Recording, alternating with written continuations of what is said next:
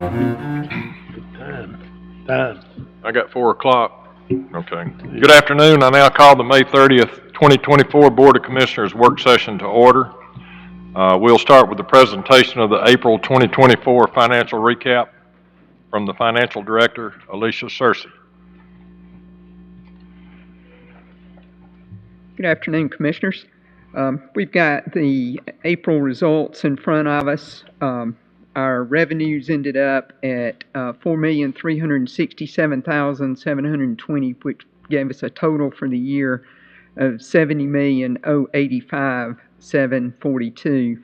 I did take a minute to look ahead since we're sitting right at the end of May, and as of the end of May, we've made our budget. We're about $1.2 million over our revenue budget at the end of May, so we're sitting real good.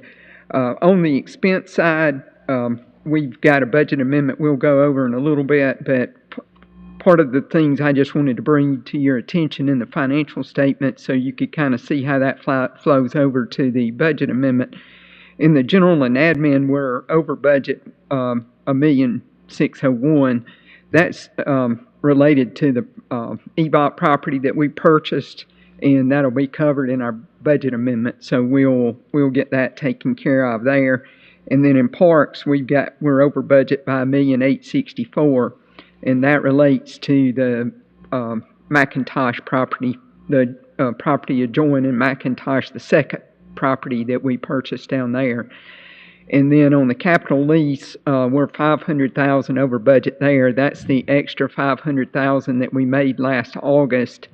There was a timing difference. We had approved it to be paid before June 30th, but the leasing company wouldn't allow us to make the payment until we made our regular scheduled payment in August. So we'll handle that through a budget amendment.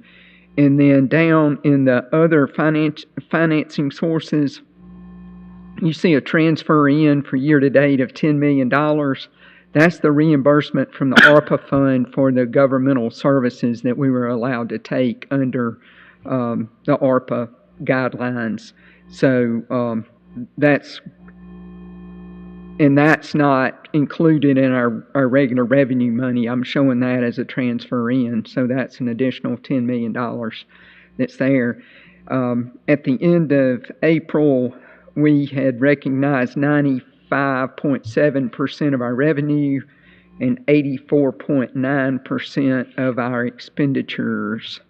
In 21 spliced, we paid out $26,842 on the admin building. That one will probably get started going pretty good. On the fire station at Villa Rica, we paid $444,364 out on that. And then for fire equipment for the two new ladder trucks, we spent $143,118. And then we've got the purchase of ladder 9, the purchase to Sutphen of $1,377,397. That's where a majority of our spending went. On our spliced receipts, we're still running above where we projected we would be. Our total receipt was $2,509,000 for April. Of course, we had to disperse $955,000 of that back out to the municipalities, and we did end up with $177,000 in interest in the 21 spliced. And then in the 15 spliced, we're really just spending LMIG money there, and then we've got about $43,000 in interest earned on that. Any questions on that? Ms. Searcy, on some of the courts, they're trending very well below prior year to date. Are we applying grants in some of those? Is that why some of those categories? The Superior Court specifically, yes. Okay. We've got the judicial ARPA money that's coming back in that's reimbursing juror pay and some supplements there. So we are seeing a pickup in the Superior Court. The other courts, a little bit in probate and a little bit in state court. We've got some judicial ARPA money coming back in on those too.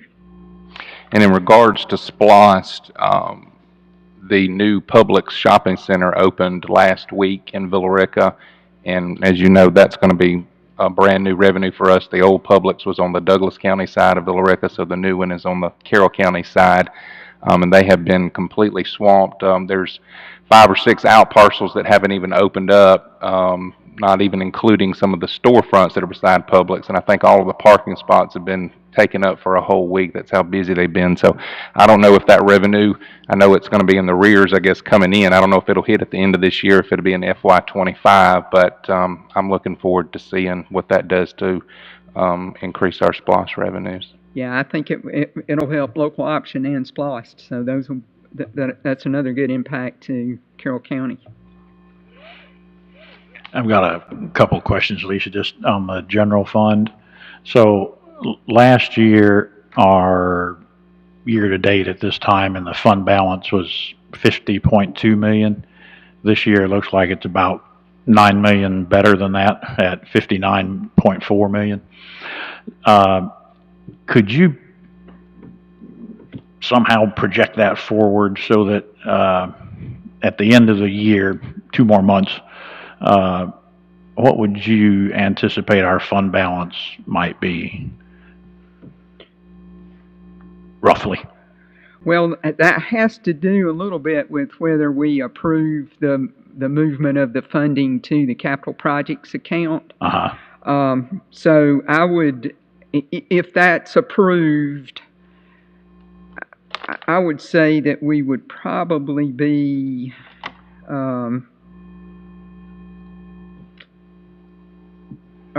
probably close to where we were last year. I would say around 50 million.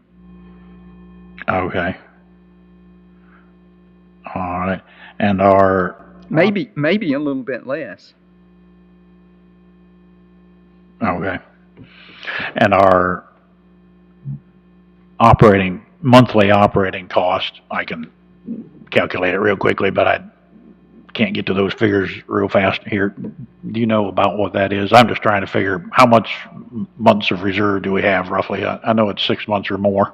Well, if we took 62 million, which is our year-to-date expenditures, and divided that by 10, of course you got 2 property purchases in there that you need to add back. So or take out of that money, so you'd be at around 58 million. So on average around 5.8 million a month.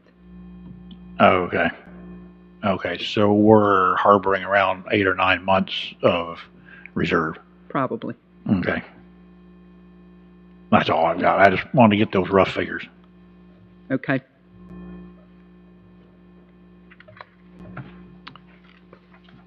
Commissioners, are there any other questions? Thank you, Alicia. All right. I'd like to move into the business session items on the June 4, 2024 Board of Commissioners agenda. Item 10.1 is the ad valorem tax collection services intergovernmental agreement presented by the tax commissioner, Ms. Vicki Bearden.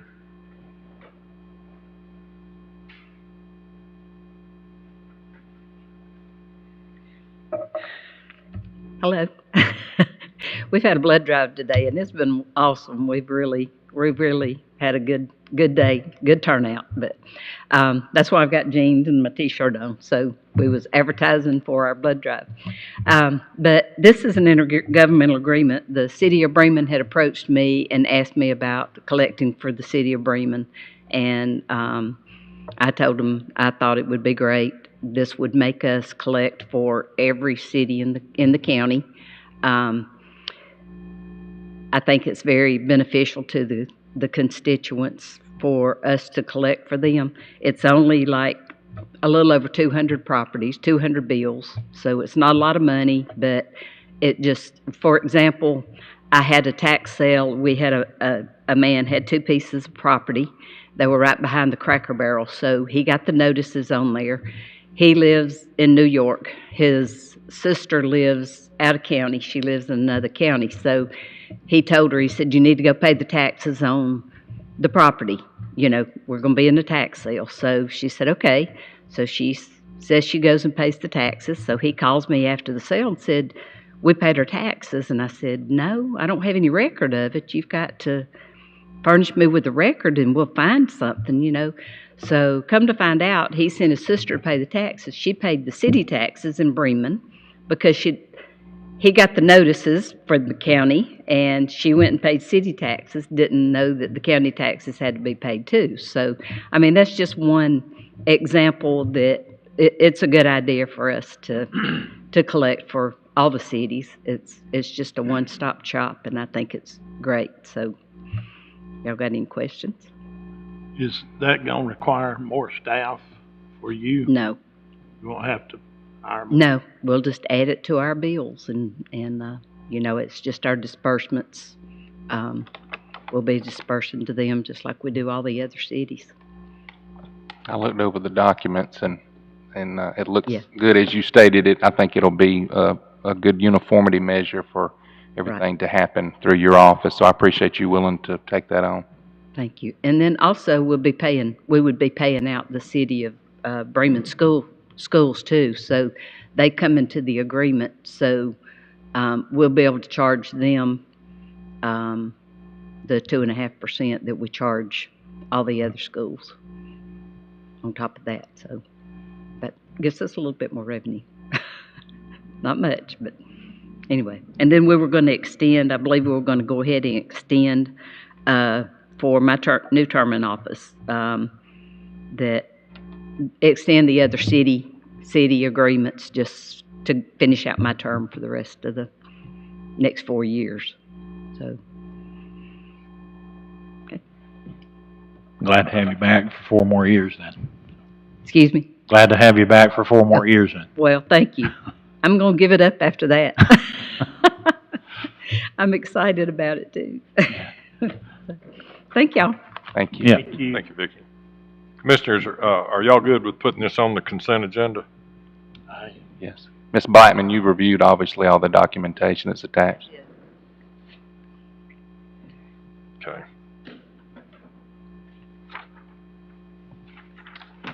Item 10.2, creation of it's a resolution for the creation of a second state court presented by the county attorney, Avery Jackson. Thank you. Good afternoon, Commissioners. As y'all know, we've been working as a board and staff on the creation of a new state court judge position for our state court, and that's currently being proposed in the current budget. As part of that process, we need to prepare and send a resolution to the legislature for them to consider next session to make that amendment to our local acts. And so prior to next Tuesday, we'll have for you that final resolution. It's a little more involved than we first thought. We first thought it would just be amending the section of our local act, adding this additional state court judge. But when we started researching, our current local act was originally enacted in 1897, and it's been amended 26 times. It was originally the City Court of Carrollton, and it was changed its name in the 70s. And we're going to combine all those amendments and restate it in a comprehensive restated form so that somebody can just look at the current legislation and see what all the provisions for the current state court, and we're going to make sure that that language works with the current general statutes. So we're finalizing that, and we'll have it for your consideration before then. But I'm happy to answer any questions if you have any at this time. Well, I guess my questions would just stem from the document that ultimately you'll present to us, but I'm glad that we're moving forward with the second state court. It's something that's desperately been needed. Looking around at some of the surrounding counties, they're adding 2 and 3 and 4 or excuse me, 3, 4, and 5, I think, to some of theirs, adding an additional one that's brought them up to those numbers, and we've had just one for all these years, so it's something that's definitely needed. And my understanding is, and I know I've had some conversations with some of our legislatures as well, and they obviously know that this is coming, so I think hopefully everything will be streamlined if you can get everything figured out legally, which I know you will. Sounds good. Thank you. All right. Commissioners, the chairman asked that this not be put on the consent agenda in anticipation of more information that's coming in our direction. Item 10.3 is the annual transit contract renewal with Three Rivers Commission for fiscal year 24-25. And this will be presented by County Attorney Stacy Blackman. Thank you, Commissioners. This contract for Three Rivers to operate the transit system is the exact same as we had last year. Three Rivers did want you to know that they did not seek a contribution last year because they had COVID funds available, but they will need to ask for the local match for the upcoming fiscal year, and that is a maximum of $70,000 a year.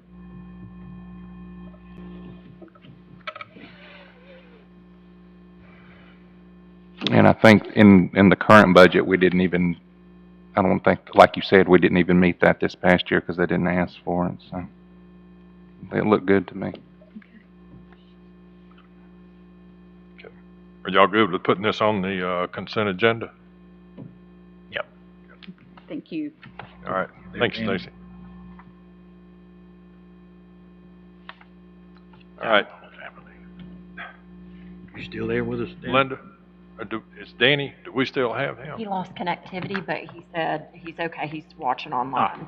Oh, okay. All right. All right. Item 10.4 is the fiscal year 25 liability and risk management insurance proposal presented by Newton Jennings with Marsh and McLennan Agency. Thank you, Commissioner Fuller.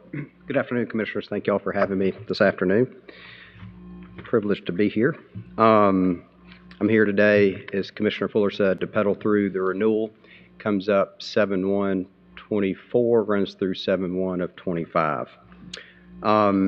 Each of you should have received actually what's up on the board.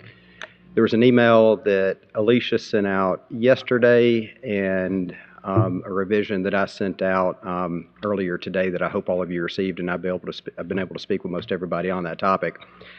Does anyone need a copy? Everybody good? Brought some extras. I'm old-fashioned. I'll take a copy since you're going to go through it.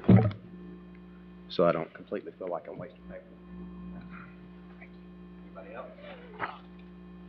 Thank you. I'm good. All right. Yep.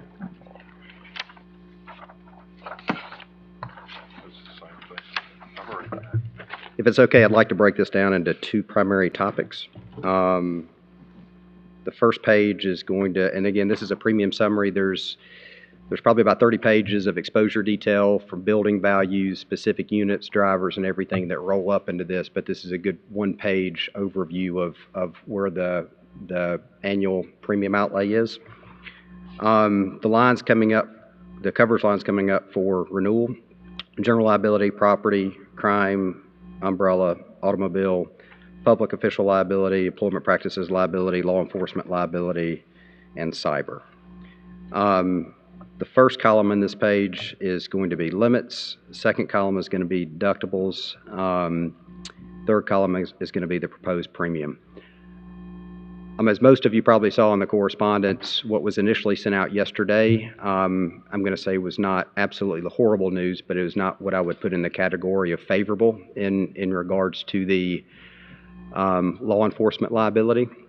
Last night we did receive an alternative proposal, which is what I sent out to you this morning, that improved that position a good bit. I think our jail, our facility here that Sheriff Langley runs is much better than what you're going to see on average across the state. The premiums that Liberty put forth, we simply did not feel were appropriate for how well we managed that exposure. So the biggest change, and if I can skip to that, those numbers you're going to see about halfway down the page under Greenwich, those three lines for Liberty totaled up to just over $400,000.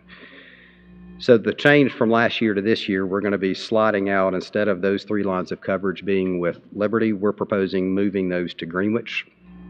This is admitted paper, which is good. That's going to save us about $165,000, which is about a 9% reduction for where we landed with Liberty with almost comparable deductibles. When you tally that up compared to where we were last year, that's about an 8% increase, or about $127,000 difference from where we were in the 23-24 policy period. As we pedaled through this cycle this year, most of my predictions felt like we would probably land somewhere between 10 to 15%. Seeing an 8%, I do feel like we're better than where we were. A single-digit increase in the state of Georgia right now, I would put that in the favorable column. Nobody likes to pay more. I do understand that, but this is favorable, and I'm gonna compliment the county, the department heads. I can rattle off some names, but I don't want to leave anybody out. But I think collectively, everyone's done a much better than average job on containing claims this year. We're sitting at under 100,000 for claims incurred thus far, which we still have some time to go in this policy period, which it's the best year that since I've been involved in the county's insurance that we've had. Commissioner Leanne's been a big part of that. The safety committee's been a big part of that. It's good, and Chief Barnwell, Sheriff Langley, Chief Deputy Robinson, Ben Skipper, Yates, everybody has just, we've gotten very favorable response embracing what we put out there. Commissioner Morgan's, or Chairman Morgan's, certainly supported that, and we appreciate it. So just a quick thanks to the county for supporting the efforts and moving that in a better direction. Details of that are on the next page. The top line is the current year, and this is the page labeled Carroll County Board of Commissioners Claim Summary. So if you look at the first line on each one of those coverage breakouts, you can see the 23-24 year in comparison to the other years. The big line that's traditionally been a challenge, not just for y'all, but for anybody with automobiles, has been the automobile. And again, knock on wood, total incurred as of 5/29 sitting at about 40,000. Just compare that to last year, we're sitting at 1.3. So that certainly brought your loss ratio down. We're sitting, all lines combined, around 85%. If you did net out the deductibles, that'd probably be about closer to 80%. So good year this year. The goal is to get that loss ratio below 50% in a perfect world.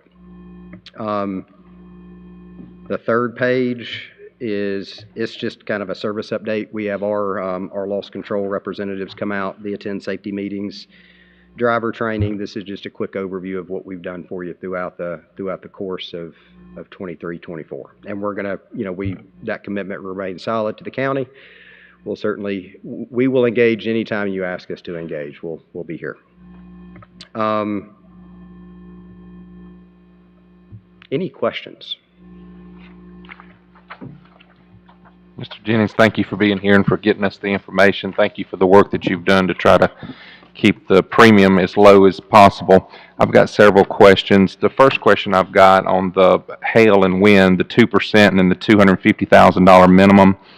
So are you saying that it's a 2% minimum times $250,000? Or are you saying that there has to be a claimant equal to the value of that amount? How does that deductible work? The 2% makes you feel good for a quick minute. The reality is that 250 is the minimum. So if there is a claim at any one location, the $250,000 it's the greater of the two. So the minimum is going to be $250,000 for any wind and or hail event. Okay. And my other question is on the Greenwich. Do we have an umbrella on the liability on that, or how does that affect? Obviously, we've got that under the Liberty Mutual, so if we go over something on a specific category with the limits, do we have an umbrella that's going to be a catch-all for that as well? Great question, Commissioner Chance. So there is an umbrella with Liberty. We do have to confirm with umbrella. We have to confirm with Liberty that their umbrella is actually going to go over Greenwich's. What I will tell you is that Liberty had peeled back the aggregate limit on the law enforcement liability. And what that means is where it was is a 1-3 limit, meaning you could have one or three $1 million claims during a policy period. So when they peeled that back to a 1-1, that limits you to obviously one claim within that policy period. What Greenwich has presented is you have a $3 million aggregate on top of the 1 million occurrence, so that allows you up to 3. The one T we have to cross, in full disclosure, is making sure Liberty's umbrella will go over Greenwich paper, which they should. The premium was allocated for it, and it is a paper, admitted paper. Sometimes you'll have carriers get a little squirrely if the rating is subject or it's not admitted paper, but I do not expect to have any issues there. Okay. And under the cyber, I mean, that's relatively a small amount for a sizable limit, but I know that we have done some software or program upgrades that we have purchased along the time. Is that something that you get or that you try to seek out to make sure that when you're doing a renewal that they're not just looking to say, hey, we didn't have any claimants under that line item, but that, hey, they have upgraded or done some software improvements? I just want to make sure we're getting credit for that, if you will. It is. What it allows you to do is obtain coverage with, you have some lead carriers in that space. Travelers is one of those lead carriers. Chubb's another one, AIG. So it allows you to become insurable. So it doesn't hurt you on the premium side, but what carriers do is just come back and say, if you don't have these controls in place, if you don't have multi-factor authentication, et cetera, then we're not willing to put terms on the table. So, and that, for what is, that market has not softened. That number is relatively close to where we were last year.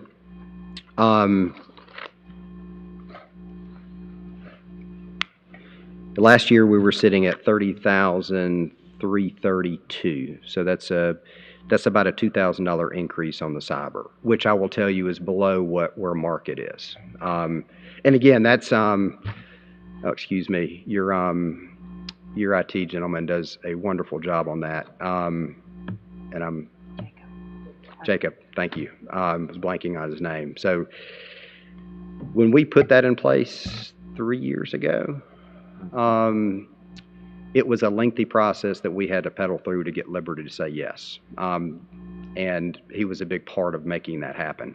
And once you get it in place, Commissioner Chance, unless something changes, it's usually going to stay there. But But to answer my question specifically, you do have an avenue that if we purchased a program or we purchase software or we lease out something and have another agency has another umbrella protection over, that's something that you're made aware of that you're able to extend to the insurance company, whether it's once a year or whether you just keep it in the file folder and you do it multiple times a year. I just want to make sure, it's kind of like with your personal, they ask, is there anything additional that you've done? Well, I've gone through a defensive driver's training. Okay, well, send me that document so I can make sure that there's not anything that we can give you a discount on. So that's kind of where my brain's going, whether it works exactly that way or not on the commercial side. I just want to make sure that there is an avenue that when we do something, you're automatically made aware of it. Similar, and to that point, yeah, I would always welcome somebody shooting me a note saying, hey, we put these controls in place.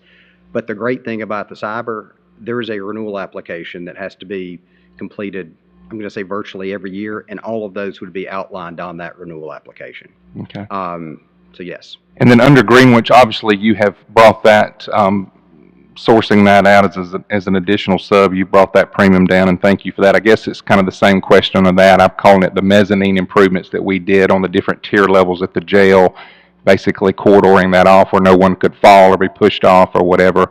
I'm assuming that's something that they took into consideration as well, because I think that would make it obviously a lot safer than what it used to be. It does. The jail, when I say loss control, that means when the insurance carrier sends a safety representative loss control engineer out, and Commissioner Chance, it loss controlled extremely well. So they're looking at all those controls in place. They're looking at procedures when you're intaking an inmate. All of that goes under review. So yes, but quite frankly, to be candid, Greenwich's number is a strong number and a very, I'm going to say, fairer number than what Liberty put out. Liberty's number reflects their losses with other municipalities. So the way insurance works, if they lose in other places, they spread that loss across the plate. And not to rehash, but we know where Georgia is in regards to our standing in the United States. And Liberty's taken a lot of losses. Those losses are not in Carroll County. And it was a line of cover where we just said, all right, there's going to be a more favorable option that meets the common sense test to do a slide out replacement on Liberty. But yes, I understand where your question is. That information that we have in file is part of the submission process to Greenwich, which we do. But the biggest thing, again, hats off to Chief Deputy Robinson. When they bring those people through the jail, making sure that all of that is illustrated to them in person, because that is a physical on-site visit. That's not a telephone survey. Those historically have gone very, very well. Okay.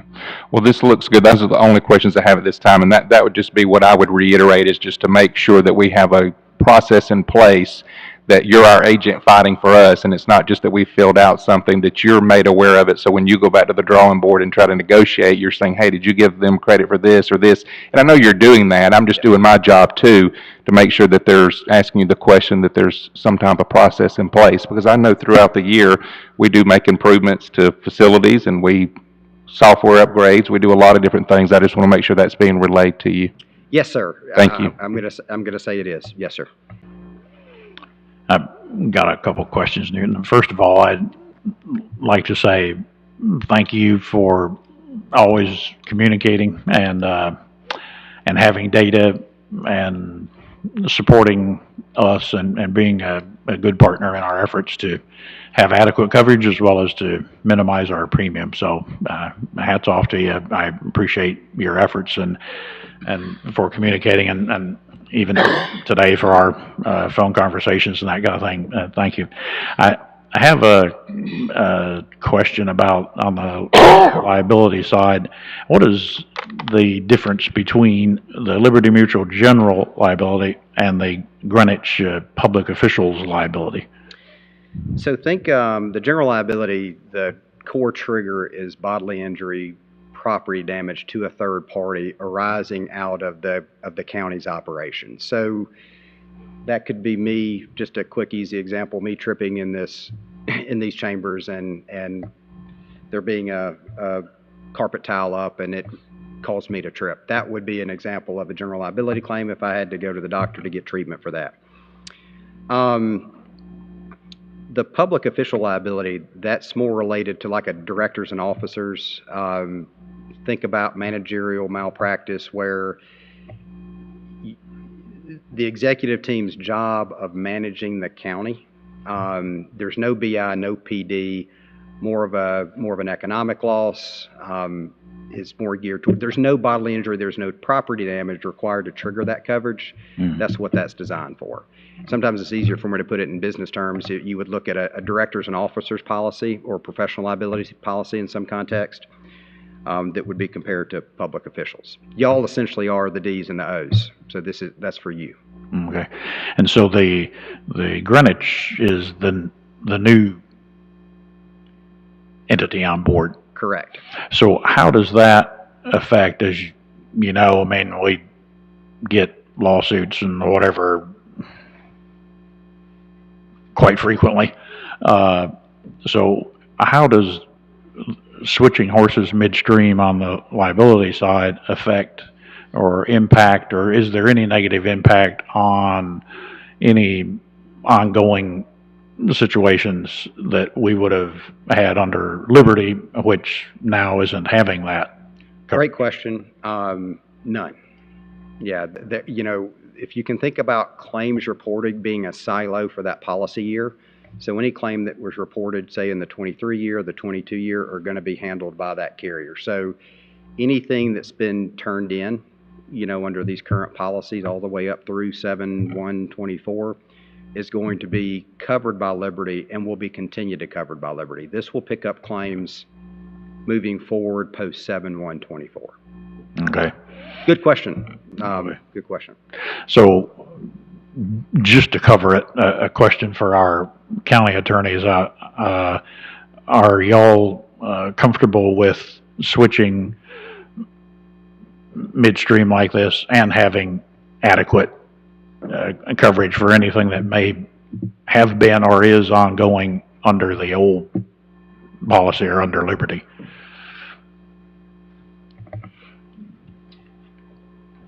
Yes, Commissioner. We've done this in the past, going from One Beacon to Brick Global to Liberty, and now Greenwich for a piece of the pie. And it's a seamless transition every time. We've never had any issues, and as Newton pointed out, Liberty will continue to handle any claims and lawsuits that they've currently been handling. And only after July 1st, any new claims would be picked up by Greenwich. And I've never worked with them, but I'm sure they're going to handle them just like everybody else that we've worked with has. And we've never had any claims problems with any of the carriers we've worked with. Okay, same market of attorney banks and that kind of thing that would be reputable and so on. Yes, Yeah. that's correct. Okay. Thank you. Thanks, Newton. That's all I've got, really. On the other side, we've already discussed the deductibles and all that, and I think what you've worked out recently in the last 24 hours has gotten a lot better on the deductible side, so thank you. And thank you for your patience with the revision. We certainly don't want to do that, but the good thing is that the revision was good news. So, yeah. But thank you. Any other questions? Newton? I'm going to ask, could you come back Tuesday? Be happy to. For our meeting on Tuesday? Yes, sir. Gentlemen, if it's okay with you, I don't want to put this on the consent agenda. I would rather wait, let everybody get a good look at it. Thank you. You bet. Thank y'all. Thank you. Item 10.5 is the fiscal year 25 budget resolution presented by the Finance Director, Alicia Searcy.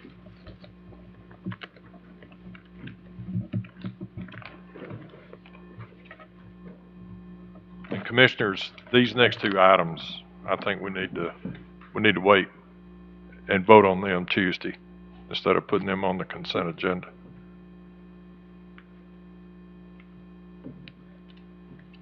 We have for your consideration a resolution to pass the budgets for the appropriations and expenditures of funds of the government of Carroll County for the fiscal year of 2025, beginning July 1, 24 until June 30th of 25, providing for the operations of the county departments, boards, agencies, elected officials, and other governmental activities, to provide for the level of personnel authorized for the various departments and agencies, and to provide for capital improvements as budgeted for the county, and to provide an effective date and for other purposes. So I'll read the resolution. Whereas in compliance with OCGA 36-8-1 and the county's enabling legislation, a revenue estimate for the following year and proposed budget that will govern expenditures of all funds expected to be available to the county for the following year, including expenditures relating to capital outlays and public works projects, has been submitted to the Board of Commissioners, and whereas a copy of the proposed budget along with all required public notices has been published, and whereas the governing authority held a public meeting or will hold a public meeting on June the 6th at 10 a.m., and whereas the proposed budget and recommendations have been presented to the Board of Commissioners, including the recommendations for changes in positions as follows.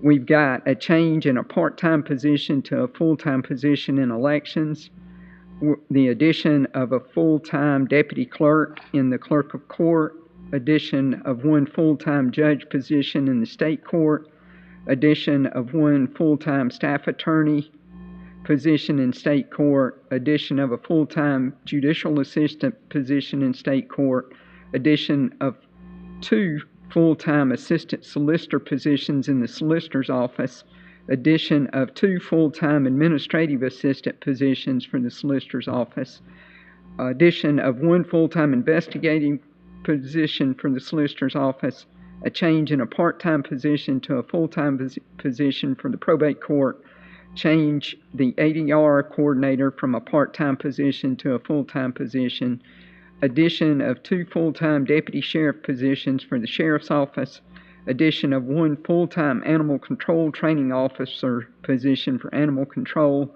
addition of 1 part-time case manager for mental health court. Now therefore be it resolved and ordained by the Board of Commissioners of Carroll County, Georgia as follows. Section 1 pursuant to OCGA 36-81-1 as amended, the sums of money summarized in Exhibit A attached hereto and made a part of the resolution and ordinances shall be and are hereby adopted by the Board of Commissioners as the operating budget and capital budget for the government of Carroll County, Georgia for the fiscal year 2025 beginning on July 1, 2024 and ending on June 30th of 2025. The Board of Commissioners hereby adopts the chairman's proposed changes in certain positions, departments, and offices as we just reviewed. Section 2, the appropriation of all funds for the departments and agencies shall be as set forth in Exhibit A. The fee schedules attached hereto as Exhibit B shall be the fees for each respective department and shall be published on the county's website. The funds provided and contracts made therefore for the procurement of supplies, materials, personal property, capital outlay, and public works projects and services of all departments and agencies shall be expended in accordance with the budget, its attachments, and purchasing policies and procedures established by the county. Section 5, the financial transactions of all county departments and agencies authorized to expend county funds shall be recorded and maintained in accordance with generally accepted accounting principles and standards. Section 6, in accordance with Georgia Code 33-8-8, the proceeds from the tax on insurance premiums is estimated to be $6,100,000 shall be used for the provision of fire protection services for the residents of the unincorporated area of the county. Section 7, the budget documents and attachments entitled Fiscal Year 2025 Adopted Budget for Carroll County, Georgia shall be maintained on file in the office of the Board of Commissioners and available for public inspection. Section 8, a copy of the final budget adopted shall be transmitted to the grand jury of the Superior Court of Carroll County. Section 9, the budget and other matters set forth in this resolution and ordinance shall be effective as of July 1, 2024. Section 10, all ordinances, resolutions, or other acts or parts thereof in conflict with this ordinance are hereby repealed. And we have an approval date and the chairman will sign that. Exhibit A, we had a general fund budget that we reviewed at a budget meeting for a total of $79,913,344 in revenue and the same amount in appropriations. We also have a budget for the Sheriff's Narcotics account with revenues and appropriations of $252,500. The Magistrate Technology Fund with revenues and appropriations of $18,000. The Public Safety Fund with revenues and appropriations of $425,000. The Emergency Telephone System E911 Fund of $2,632,000. The Hotel Motel Tax Fund of $90,000. The Special Tax Districts Fund of $48,350. The Date Fund of $118,936. the grant fund of $2,226,993, the ADR fund of $100,000, the law library of $50,000, clerk's co-op of $75,000, the juvenile court supervision account of $1,800, and then we have proposed expenditures for debt service of $7,844,330, and those will be transferred in from the 2021 SPLOST collections. The solid waste fund, we have estimated revenues of $5,416,000 and estimated appropriations of $5,416,000. And then the capital projects fund, we have appropriations estimated at $11,486,281, and that money will come in from fund balance, where we funded that fund out of the general fund. Ms. Cersei, I'd like to make a couple of comments regarding all that information you went over. The main thing that I want to talk about is the vast majority of the new positions that you listed are all directly related to the Second State Court. So obviously we know our salaries is obviously a big part of our budget each year, and so if someone's listening at home and saying, boy, they're adding a lot of positions, that's directly related to the Second State Court and the supporting agencies such as the solicitor's office, the clerk's office, and the sheriff's office as well. That'll all be impacted by that additional court. Also want to remind everyone that we're building out the 5th floor and going to be bringing in obviously a lot of new offices. Going to have additional traffic, so there's a lot of things that are going to be impacted that we're trying to help absorb just in that Second State Court. The other thing is that budget was built around a revenue neutral at minimum. There's a possibility it could actually show a little return. So all of those things that you're calculating in your head as expenditures are going to be offset by the revenue. Another important piece I think to point out is while we have tried to build that Second State Court around the ability to grow in volume as the county grows, the reality is they've got enough to do right now. There's enough for that Second State Court just by what is being produced within Carroll County that needs to come and be assigned to that specific court. So I just think all those are important things to point out, that while we are adding a lot of positions, they are due to the Second State Court. There's enough work there for them to currently do. And then in addition to that, the budget was built being around almost self-sufficient, if you will, revenue neutral. That's correct.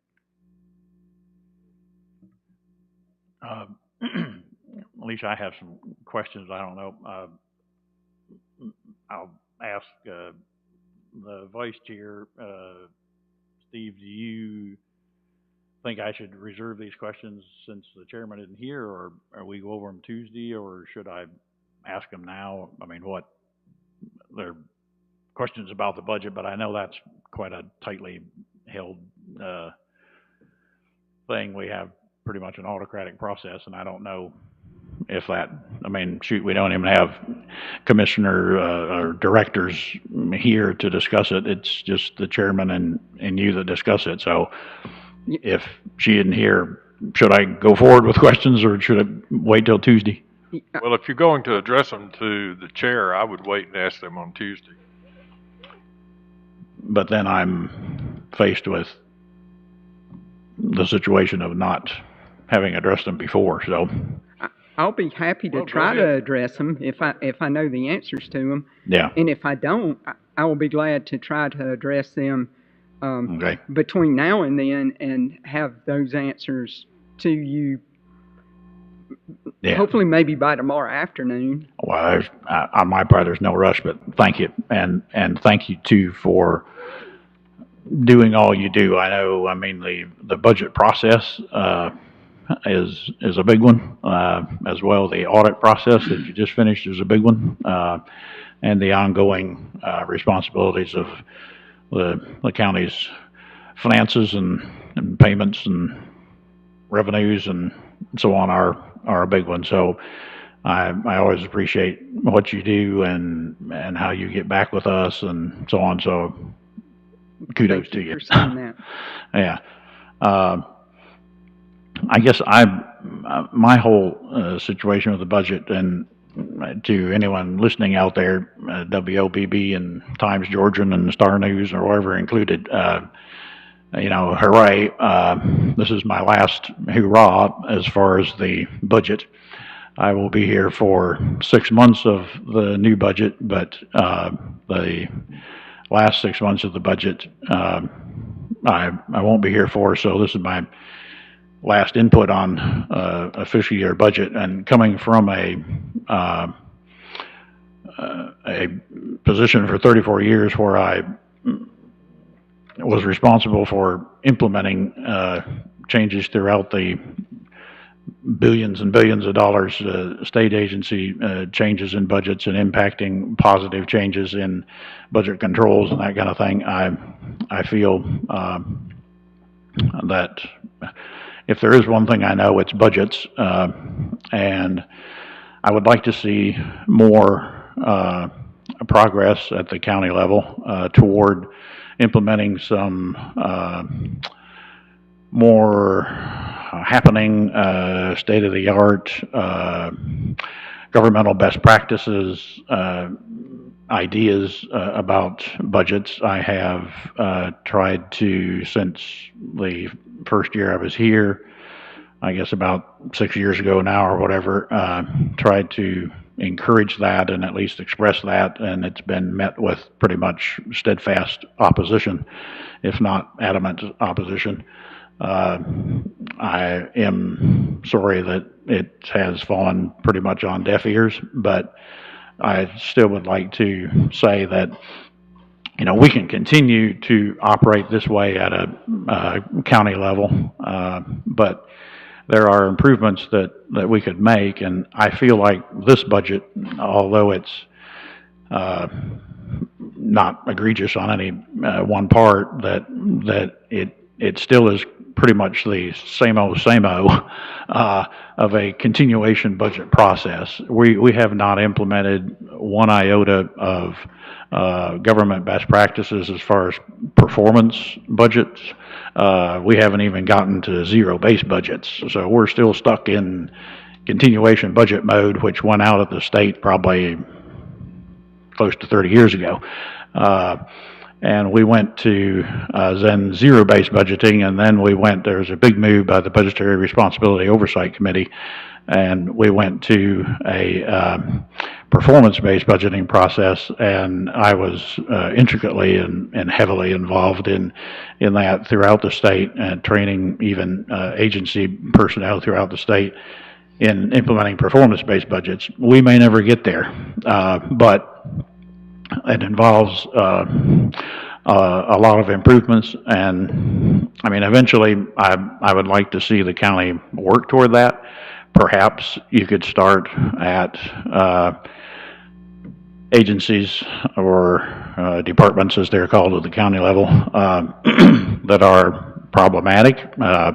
Maybe implement some performance-based budget measures there, along with the directors. And that's one thing that if you go to any state budget hearings, the Appropriations Committee, both in the House and the Senate, and then the Joint Appropriations Committee, always has agency staff there, at least the director and several of their people, whoever they want to bring, to answer questions. We started that way several years ago, but it seems to have been progressively more and more a dictatorial process here, where now, in the last couple of years, whatever, we don't even have a single agency person here. It's just you and the chairman and us.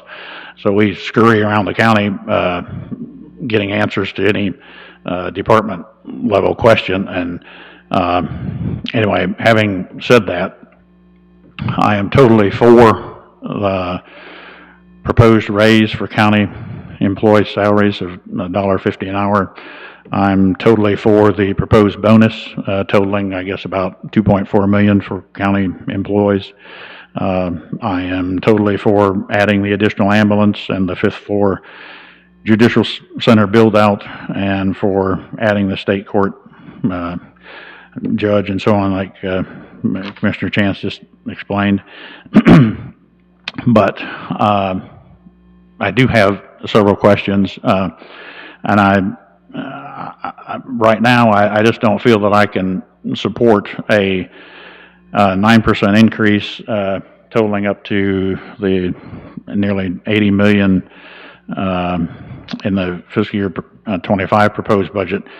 So a 9% increase in the county's budget, while the CPI is about 3%. So we're increasing our budget by 3 times the CPI.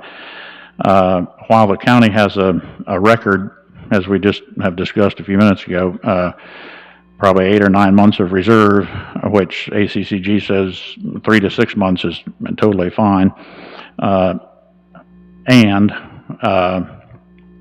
we are not proposing giving any revenue back to the people. We're not using any of our reserves to pay down the county debt, and we are not addressing consistently, like I've mentioned, year after year after year of my somewhat begging to have these things addressed. We're not addressing any antiquated budgeting processes nor any ongoing lack of systems. Therefore, right now, I don't feel that I can support the proposed budget. Not that it is terribly wrong, but for those reasons I've just said, and these things are ongoing behavior. You know, I'm just one vote. You'll have somebody here next year that maybe doesn't care so much about the budget and making progress toward government benchmarking processes. So might have it easier next year. What I propose then is that not only do we do a full rollback, as I know has been proposed. Problem with the full rollback is that the full rollback means that, in other words, the multiplication factor is not increased. Still, though, with property tax values, mathematically speaking, when the value is increased, no matter if the multiplier is increased or not, the result is still greater. So if you have a full rollback, the multiplier doesn't increase, but if the value increases, then people's property tax bill will go up. The saving grace in that is that Carroll County, kudos to those of us sitting here and former, we have said that, you know, there's going to continue to be the local float homestead exemption and so on, which keeps, if you have kept that same residence, then your value may go up, but you're not taxed on the increased value, so that's great. Also, the 65 years and older exemption, if you apply for it, is also great, and I do appreciate us having that in place. And I'm familiar also with the House Bill 581 that might come along maybe after my term is up. But anyway, I don't want to have anybody pull a George Chambers on me here and keep further discussion. But the next thing I'd like to mention is that I do propose some reserve to pay down the county debt. We did that last year. I don't know what amount that should be. I was hoping we all could discuss it here, and know, just for the record, I could bring these things up, 6 days ago, and we could have met in a room somewhere with you and but I believe in doing the county's business in front of the county people. So no, to all those who want me to just meet with y'all behind closed doors and not bring this stuff up in the open. I never have been an advocate of that, and even though the chairman advocates that and some of the other people, I am not going to buy that, and I don't work for those people or the chairman, and I work for the constituents, and since I work for the constituents, they seem to like it that I work for them openly and transparently, and I want to continue that. So I would like for some of the reserve to pay down the county debt. whether that's 500,000 or 1 million or whatever. I mean, we have 8 or 9 months or more of reserve, and I think since a 6-month reserve is plenty, we could use some of that we have in reserve to pay down the debt. And yes, I'm totally familiar that we're now gaining interest on that money of 4%, and we're paying a debt interest rate of 2% or something, so mathematically it worked out, but still, I think some of the other commissioners share my view on that it would be nice to have less debt no matter what the interest rate is. So I'd also like to make some effort to resolve the county's ongoing lack of systems. So I'll just mention a few of those systems, whether or not, us as a board, if we want to address any of these things, fine. If we don't want to address any of these things and improve our systems, okay. I'm not on board with that, but I won't be on board anyway. So it's just that please know that if you don't address some of these things, you're continuing in a less than stellar budgeting process, and one that could be improved. So if you want to improve it, you might want to address these things. We've talked, and I think you are totally on board with implementing this, but number one is there's no budgeting system to allot heavy equipment needs. So we have dump trucks and asphalt paving equipment and whatever, that all of a sudden we find ourselves faced with oops, we need to have 1.2 million more in the budget. So as we've talked before, I would like to eliminate the surprised expenditures and allot on an ongoing basis systematically the funds necessary for heavy equipment replacement. Next, there is no similar budgeting system to allot for building repairs and maintenance. So we have a plethora of buildings all over the place with high-vac systems going out and roofs needing replaced and carpet and so on. But we just address those needs on a hodgepodge, seat-of-the-pants basis, and we have no system to allot money toward that. It would be nice, I feel, to allot a percentage of maybe our total equipment, total building assets, and have that go into a fund that it would be sitting there, and then we would have that money. It wouldn't be a surprise on the expenditure side. And a related point to that is that while we have no system to allot our building repairs and maintenance, the system we use to set rental rates is ludicrous. We set rental rates, for example, the DDS building of, $1 a year or $10 a year for rent to state DDS. Do some other counties do that? Yes. But do some other counties also charge them a market rate for their DDS facility? Yes.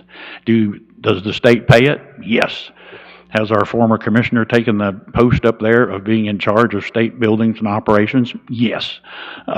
Therefore, are we in a position to probably look into that and possibly revise that such that rental rates could be commensurate with the cost to our county taxpayers of what it costs to put a new roof on when it needs to? What we're doing now is we are supplanting our taxpayer money for Carroll County taxpayers, and we're giving it to the state. I don't agree with that. Even though I had 34 years at the state, I don't think they should just get the money from our county taxpayers. We're charging $1 an hour rent, and we're putting a $20,000 roof on there every however many years, and I don't know why we need to continue to do that. When I brought this point up before, the comment was that, oh my, they would look to go to some other county and our people would have to drive 46 miles to get their driver's license. That's a bunch of crap. They're not going to do that. We could at least set our rental rates to be commensurate with the expense of upkeeping those buildings, such that the county taxpayer would not be on the hook for paying money to other entities, the state or whoever it is renting our buildings, federal government, whoever, and we use county money to do that. That seems entirely wrong to me. I don't know why it doesn't seem wrong to everybody. There's no system to reward our top performers. I've brought this up every year. I said at one of our retreats that I was not going to bring it up anymore because it fell on deaf ears time after time after time. But I'm just saying it one last time that when we consistently give raises of $1 an hour across the board, or $2 an hour across the board, or $1.50 an hour across the board, whatever the raise amount is, if we give it across the board, that is a system that rewards mediocrity. Let me emphasize, it rewards mediocrity. Because if Nancy, or someone like you, is working their tail off and coming in early and staying late and exceeding performance expectations and doing everything and beyond, they get $1.50 an hour. If Bill is barely grinding along and getting by and taking all the leave he can plus and barely doing work, what raise does he get? $1.50 an hour. And what do you think Nancy thinks then when she comes in the next week after the raises go out and her paycheck increases the same amount that Bill's does? So we may want to look at that and see if we can provide incentives for our top performers. And no, I don't buy the situation that all of our county employees are top performers. That's not true in any entity.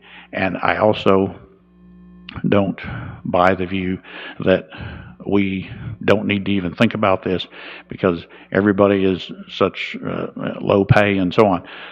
We need to reward our top performers, and we need to ensure that they stay here, and we can't just promote. We need to have incentives in place for those top performers so that we can reward them. I don't know of any 600 or 700 employee entity, Southwire included, Tanner included, the school system included, that has that many employees and yet has no system in place for rewarding top performers. If those exist in the private sector or they don't exist at the state, I'm telling you that the state is very adamant about having those entities that are under the merit system have it, and those entities like the state auditor's office that don't have the merit system oversight, we implemented it, and I think it's a very good system. We need to retain our top performers, and we need to reward everybody, yes. And if you want to get into the conversation of how much wages, then let's do a market study and see how far behind we are. We're not doing that either, but anyway. That's for another era. We are placing very few dollars toward mental health, and that really pulls at my heartstrings. I don't know how much in the sheriff's office budget is going toward mental health, but I know we, as our county maintenance operations budget, put very little toward mental health. And I was just reading in the ACCG county magazine that 1 in 20 adults face a serious mental health illness nationally, and 1 in 4 Georgians contend with some form of mental illness.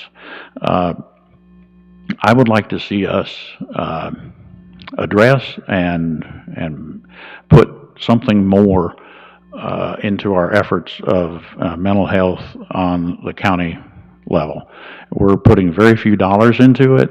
I think it's very much an area where every county is suffering, and if there's an area that we need to have more money put into, I think that is it. I'd also like to see a plan for the addition to McIntosh, and I'll pat us on the back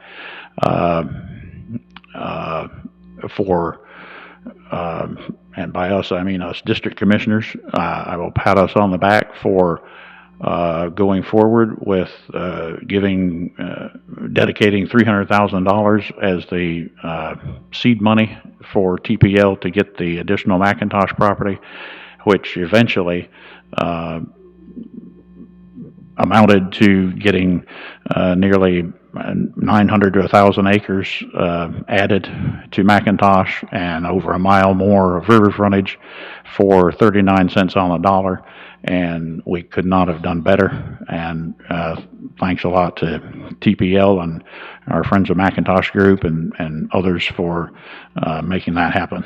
But we need to put a plan together, because right now, without a plan, TPL is telling me that we're shooting ourselves in the foot, leaving dollars on the table, basically, because we don't have a plan together. And since we don't have a plan for the McIntosh property, we are likely not going to get any available GOSA, Georgia Outdoor Stewardship funds that might be available for McIntosh. So I just think it's not that big of a deal to put some group together to put a plan together for McIntosh. It will probably be on my time, but I would like to see us do that. I would also like to see us put more effort and have funding put in place. We have a wonderful group of parks, the McIntosh Whitesburg area included. Not only do we have McIntosh, but we have the one across the highway and Moore's Bridge, and we also have others like Little Tallapoosa and so on.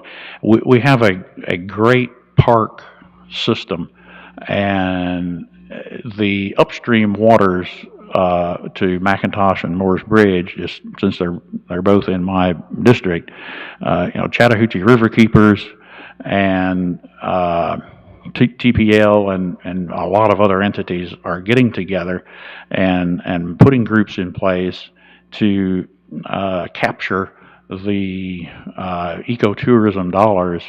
And we are right at the terminal point. McIntosh is the terminal point for the Chattahoochee River Keepers development. And so we need to not put our head in the sand at this point, but we need to capture and put things in place where we can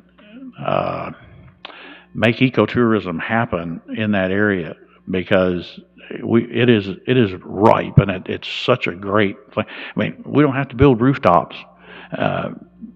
People come, buy food at our restaurants, and go home, and have had a great time in Carroll County. And right across the river, you have Chattahoochee Bend, and the state is interested, at least they were way back when this McIntosh addition started, along with Lynn Smith, the chairman on the state House Natural Resources Committee, and looking into like building a bridge across from the state park to our county park. Things like that could be iconic for the Whitesburg, Carroll County area, and along with Banning Mills, that it's also a nice entity there with the zip lines and all that, and lodging. And we're just, as a county entity, we're doing nothing, and it bothers me that like we are so lethargic about the potential.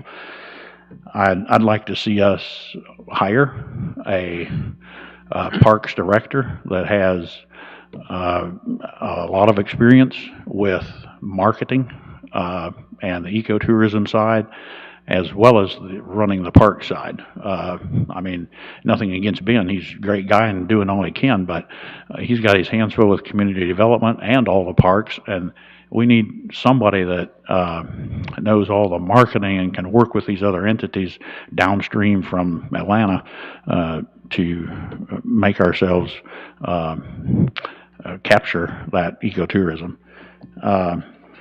One thing that you might be able to help with, Alicia, is the West Georgia Regional Library. I know they requested $45,000 from us as a county entity for facility improvements and a part-time position and so on. But of this, the chairman's proposed budget only funded $17,000 that was, believe it or not, just for the Neva Lomason library, water drainage, something to that effect. $8,000 was also requested in that same correspondence from the Stephen Hauser, the West Georgia Regional Library Director, for the Whitesburg Library, $8,000 for LED lighting. And I know at their most recent meeting they discussed, where that money might come from and so on. I think with what a $50-60 million surplus in the budget, I don't know why the chairman would not want to fund $8,000 to go to Whitesburg Library to improve their lighting, for Pete's sake. I mean, can we somehow add that to the budget? I mean, $8,000. The library at Whitesburg isn't just a library where people check out books. It is a community center, and they work their tail off over there. Friends of the Whitesburg Library, Jackie Pate included, to do all they can to help that library. And I just don't want to have us snub our nose at an $8,000 request when we've got 50-some million sitting in reserve. I think we could fund $8,000.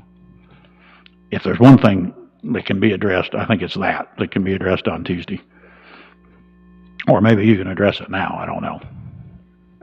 Well, the intention of the budget amendment was to try to address the internal needs first and then external after that. And the 17,000 is about what we ended up having available.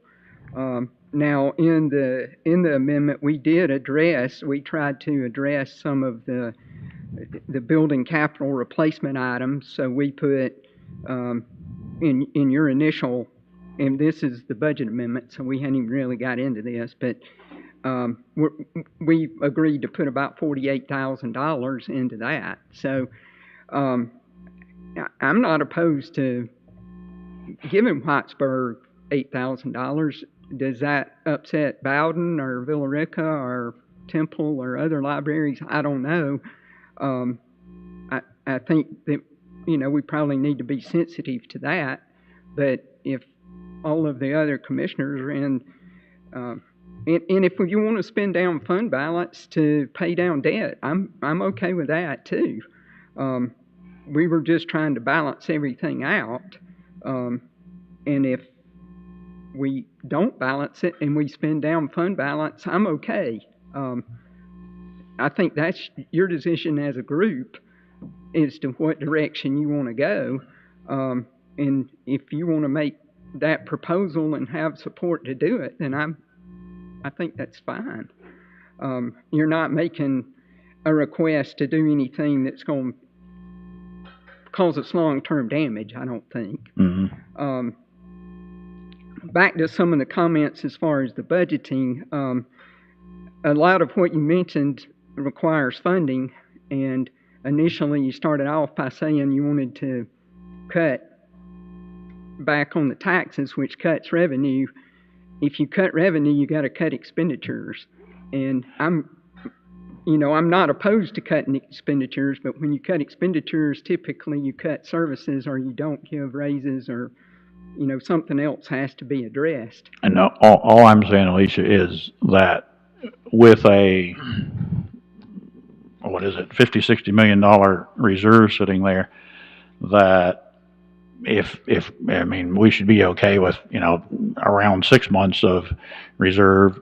If we want to take some of that reserve and give something back to the people. In other words, I don't know if this would work, but if we say, hey, we'll send out, we'll give a full rollback, which I totally support.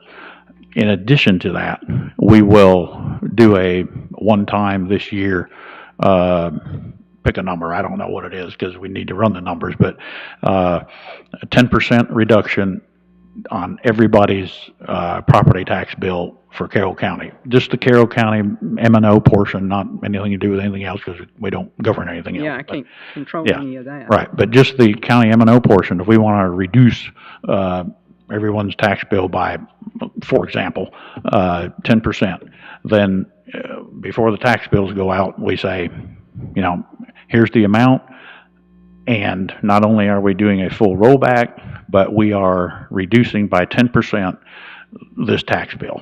So somebody that has a $1,000 property tax bill, they would, in effect, need to pay $900. I don't know if that's doable, but I'm just saying, with the amount of excess revenue that we have sitting there, no, we're not talking about cutting anything in the county's budget. We're just talking about using some of the people's money to reduce their current year, or next year in this case, property tax bill. That's all I'm saying. Is that worth a thought? I don't know. It hasn't been discussed. The only thing that's been proposed is that we do a full rollback, which I'm fully supportive of, but I'm just saying do more. And since we have this amount of excess revenue there, could we one time give some money back to the people, not getting into the logistics of mailing a check and all that. That would be a logistical nightmare. But if we could mathematically calculate and reduce the county M&O tax bill by a certain percentage for everybody, I would certainly be for that.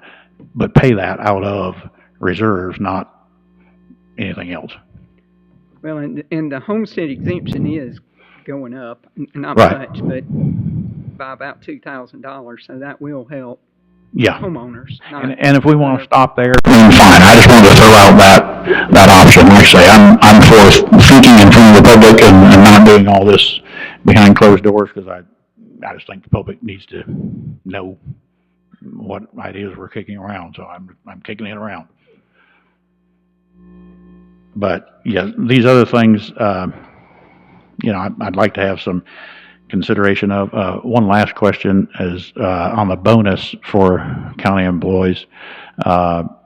We haven't discussed anything as far as how that would be disseminated, and I didn't know if that $2.4 million round figures that we arrived at was going to be disseminated with any differential based on longevity or based on anything. I mean, I think it's the same structure as last year. Okay, good. All right.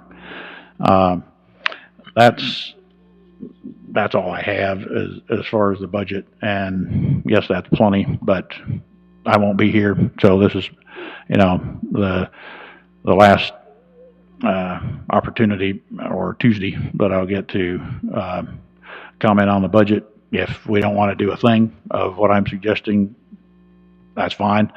If you want to consider and do anything, that's fine.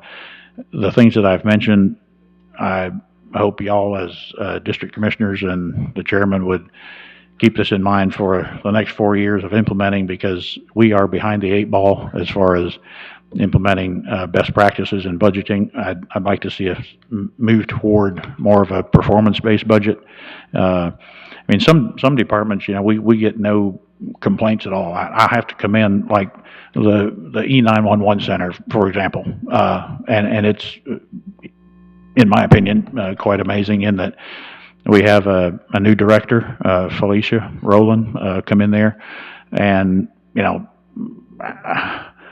it's an emergency operations center. I mean, and so you can't mess up, and you can't send people to the wrong location, and so on. We haven't heard one complaint out of all of the work they do, and so my hat's off to them and to Felicia for running that well and keeping it going, and especially in a brand new position that she's been put in. I think is doing well.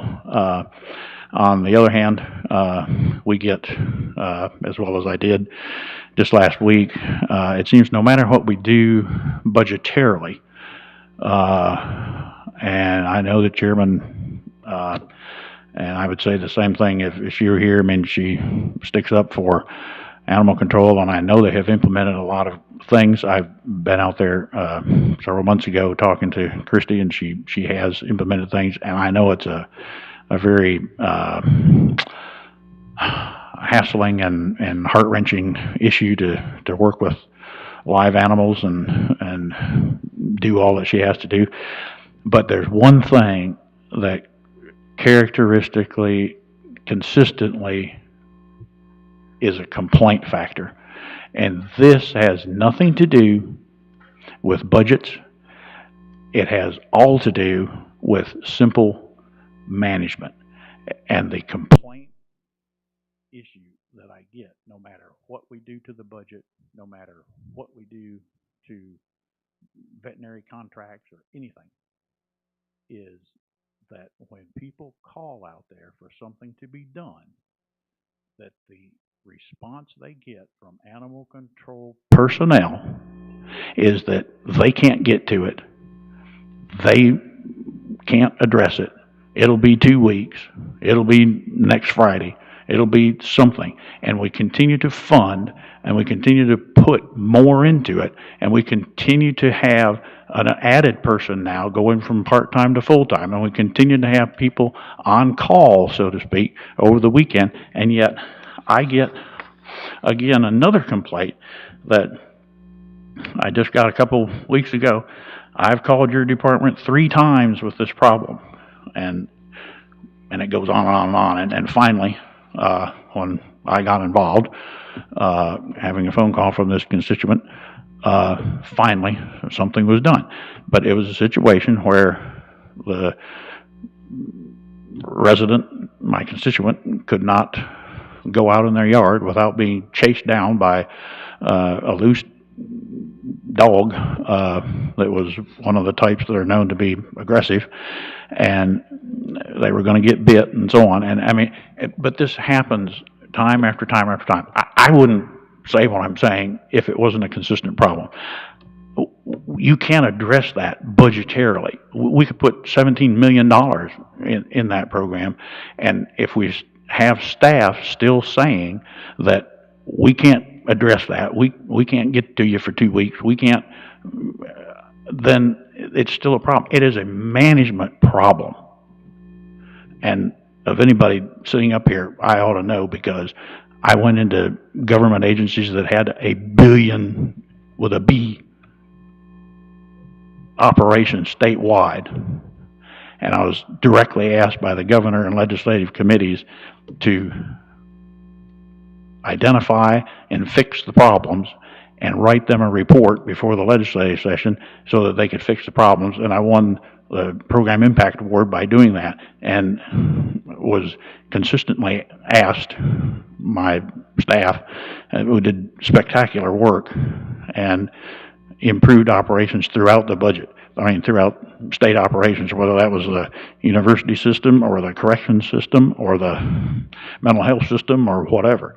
So I can identify the problem. You don't have staff tell constituents when they are coming to you with a problem about animal control that bug off, basically. We can't get to you. We're in training. We can't get to you for 4 more days. And still we fund on-call people.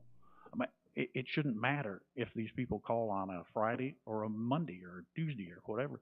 we should say, yes, by tomorrow afternoon, or whatever, we will be out there and check it out.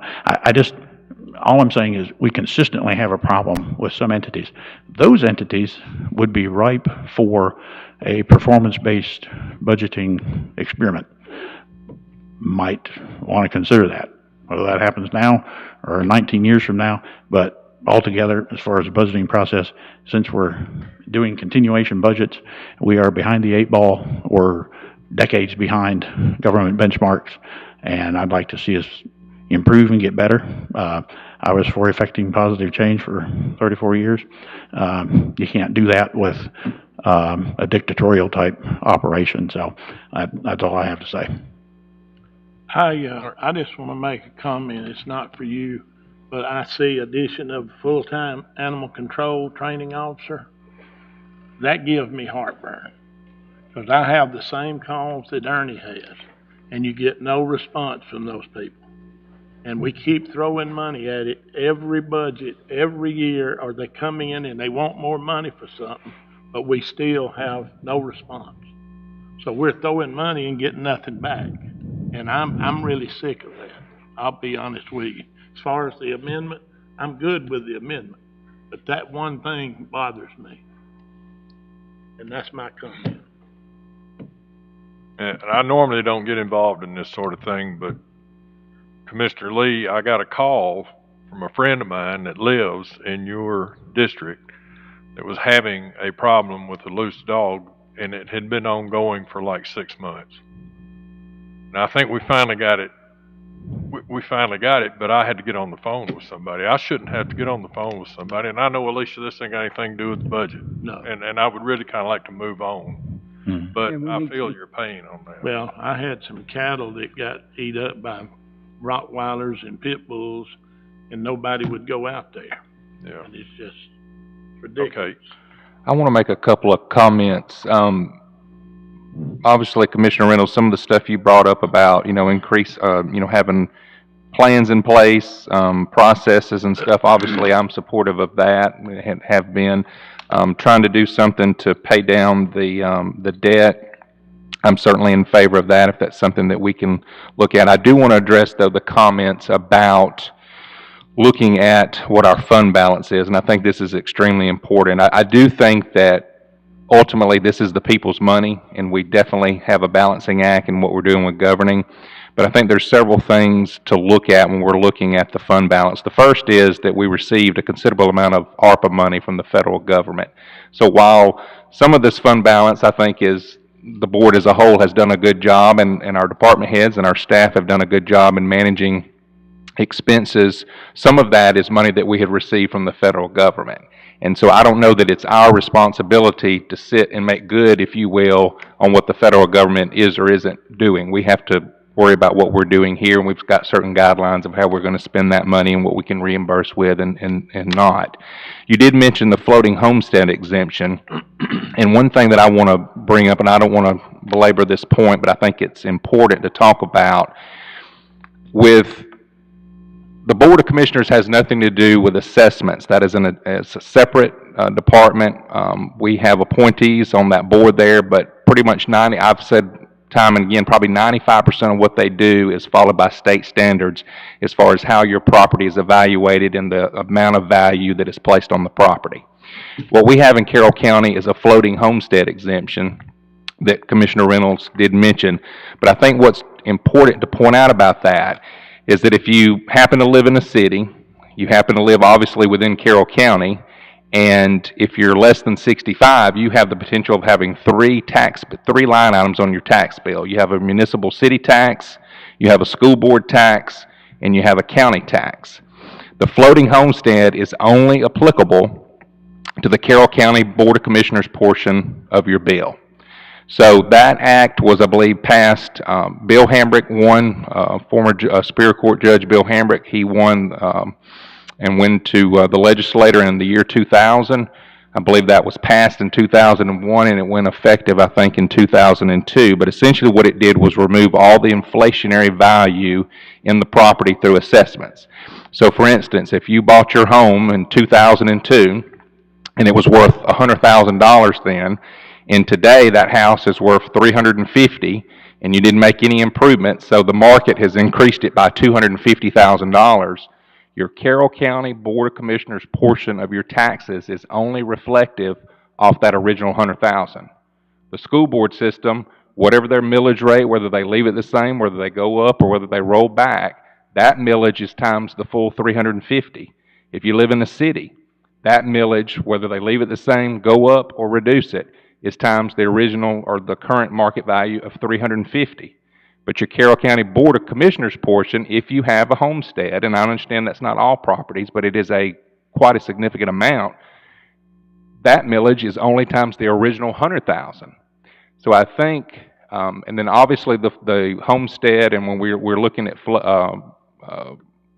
rolling back the millage rate, that's not applicable to new builds, new growth in the county. We're entitled to that without having to take that into consideration. But the point I'm making is the Carroll County Board of Commissioners has a very unique, I don't want to call it a problem, but it's a mathematical uncertainty. It's a mathematical almost liability that we have to keep up with year after year, because we don't just have to look at the millage rate. We have to look at how many floating homesteads that we're only gaining that millage times whatever they locked in potentially as far back as to 2002 that the cities and the school board do not have to contend with. So I'm not going against anything you have said. I'm just making the clarity that we have a unique situation in what we have to deal with on that particular aspect of the budgeting.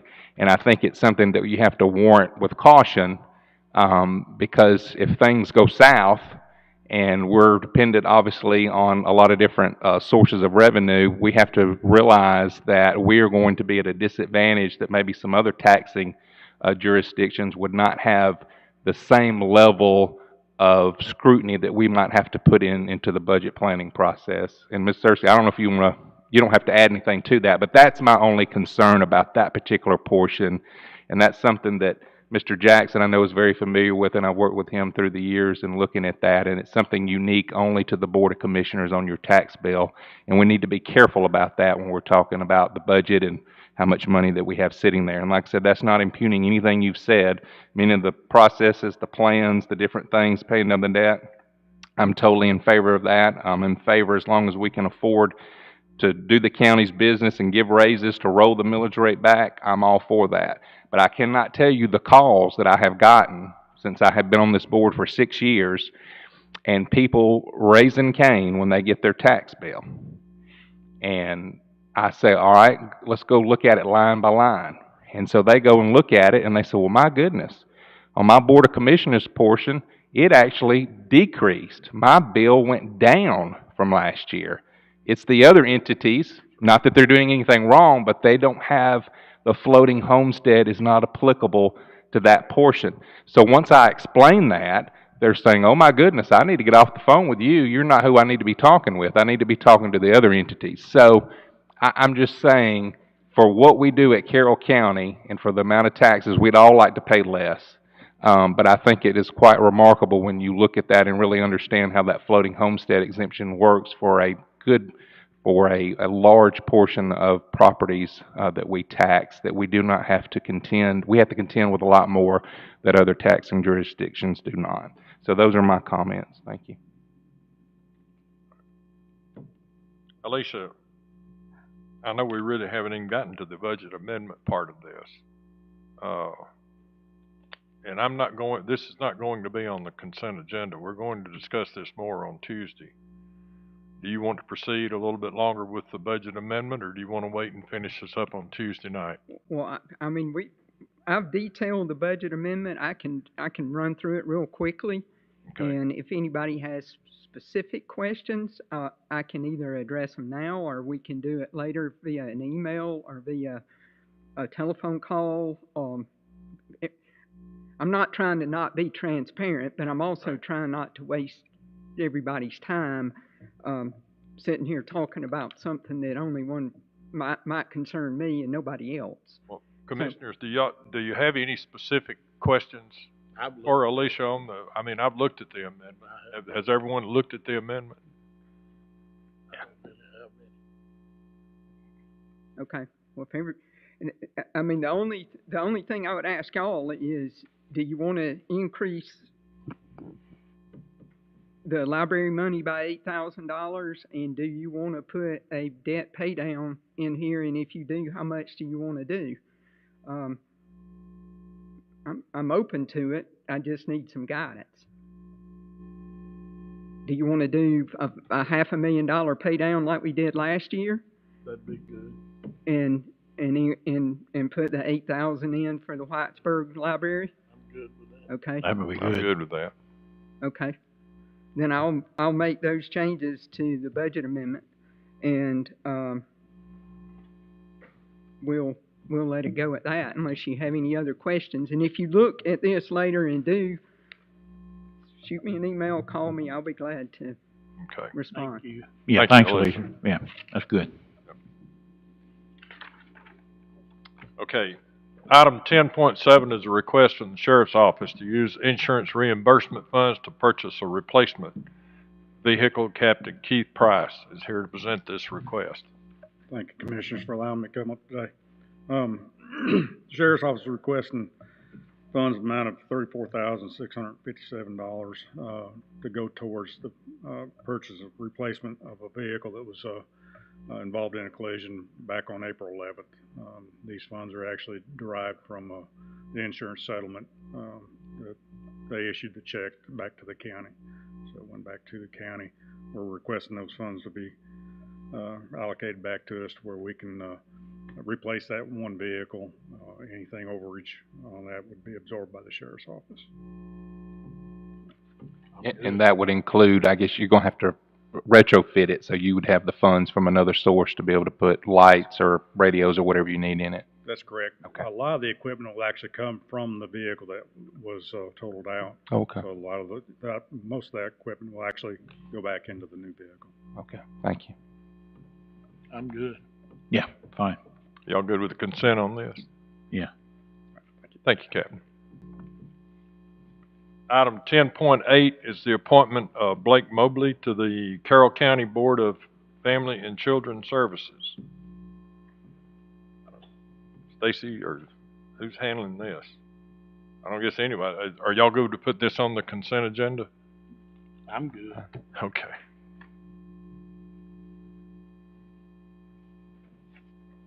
Item 10.9 is the reappointment of Chief Alan English to the Region 4 EMS Council.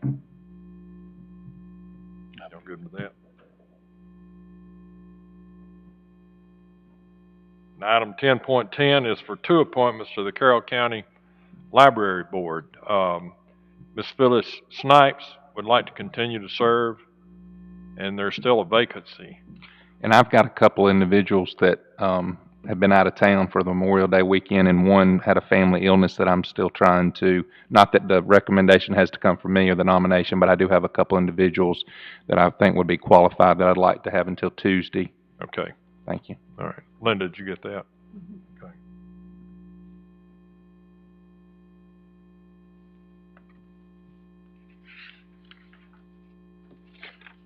Okay. The final item this afternoon is item 10.11, the reappointment of Major Shane Taylor to the Pathways Center Community Service Board. Major Taylor was recently appointed to fill a vacant term and would like to continue to serve. I'm good. Okay.